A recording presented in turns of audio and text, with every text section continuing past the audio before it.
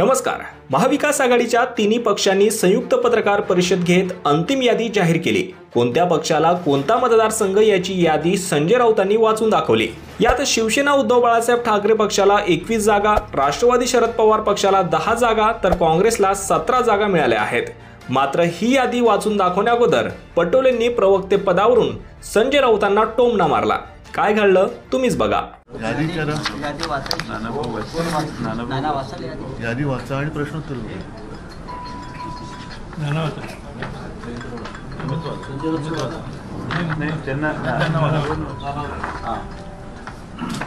आमच्या महाविकास आघाडीचे जॉईंट प्रवक्ते आहेत.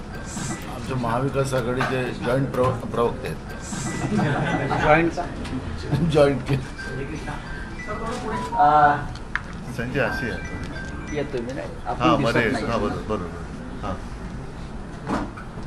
आज आपण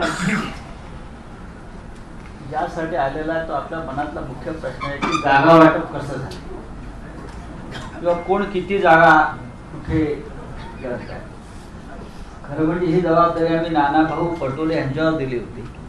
नानासाहेब तुम्ही आपलं जे जागा वाटप आहे ते जाहीर करा.